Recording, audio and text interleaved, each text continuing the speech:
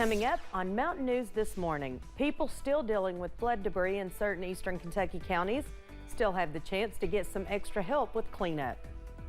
And a group of women continue to help rebuild a community here in our region, one project at a time. Dedicated to eastern and southern Kentucky, this is WYMT Mountain News this morning. Good morning, I'm Chas Gayhart. It is 5:35 on Tuesday, April 25th. Let's go back over and see what Brandon's tracking this morning. Not much, Chas. We're looking pretty good today. Now, in a couple of days, we'll probably be doing some tracking, but so far, so good out there this morning. A little bit of frost, maybe a touch of fog as we take a look from Buffalo Mountain there this morning in Perry County. You see just a little bit of it down in the valleys.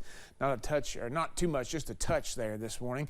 Bring some temperatures up over top of that, and you'll see it is chilly out there. Temperatures in the 20s and 30s. 28 Irvin, 28 Clintwood, the coldest this morning, but many spots near or just above freezing there.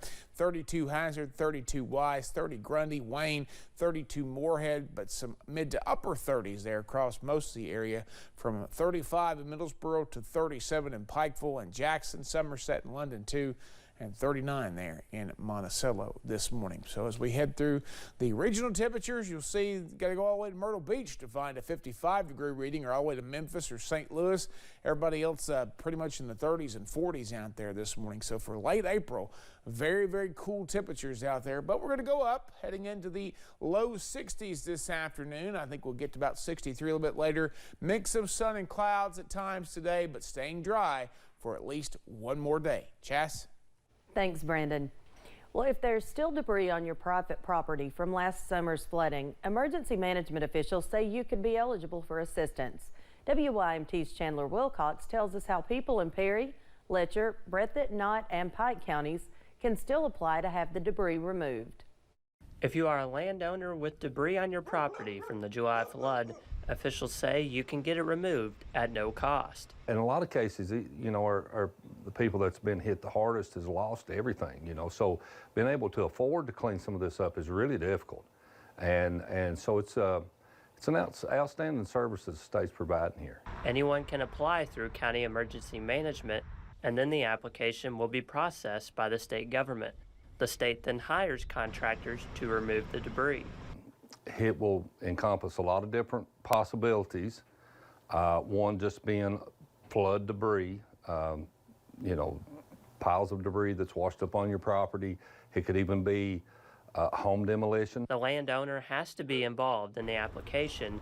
Documents proving ownership will be required along with other necessities. Got to have a right of entry form filled out, which gives you know, the contractor's permission to be on your private property. Stacy said while there's no timetable, the program could be ending soon, so it's best to apply as soon as possible, and the application shouldn't take long to process. The approval time shouldn't be very long, and the actual work shouldn't take over the, you know, sometime over the next few months. It should be a quick process.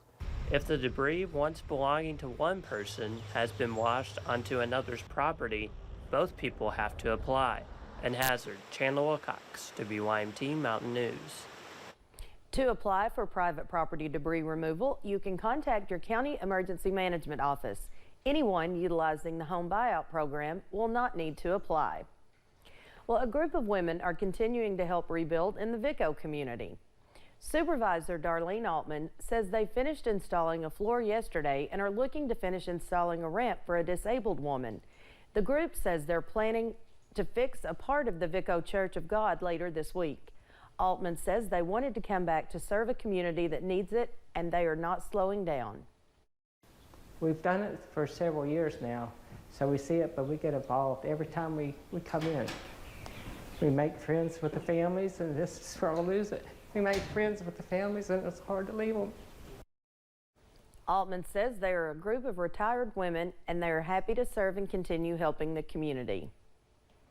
As supply giveaways continue across the region, several organizations are running into issues when trying to give people the things they need to make ends meet. WYMT's Alyssa Williams has more on their situation. Since July's devastating flood, Alma Eversole and several other volunteers have been hosting giveaways throughout Knott County to help flood survivors get back on their feet. And I try to make sure people that needs it gets it, because if we don't, they're not going to get it here. Over the last several months, Eversole and other volunteers have worked to distribute food, clothing, appliances, and other items that people need. It puts a smile on their face because a lot of people are still struggling from the flood. They still need help. But with free items comes a few people who take advantage of the giveaways. They are people that'll use me, and they have people that'll use this stuff to their advantage. Eversole says all too often people will hoard items or take items to resell. I am going to stop you from getting 5 and 6 boxes when I've got families back here that wants 1 or 2 jugs or something out of a box. So it happens about every time. You just have to watch them. Eversole adds that regardless of the people who take advantage of the giveaways, she will continue serving those who need her assistance. That's what I do. That's my goal in life before I'm ready to go home myself, is to help other people. Aiming to rise above any issues they face to continue serving the people of Eastern Kentucky. In Hindman, Alyssa Williams, WYMT Mountain News.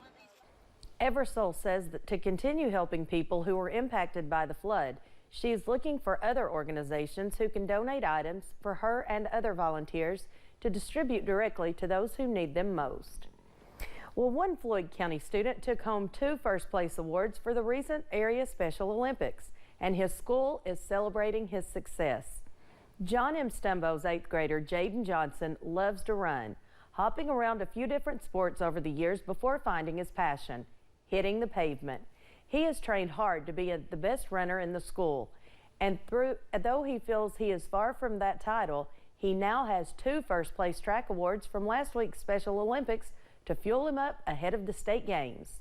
I hope to also get, colleges' attentions, well, the attention of colleges from state, hopefully earn me a little scholarship for track on the way, but other than that, though, I just love the experience and I can't wait.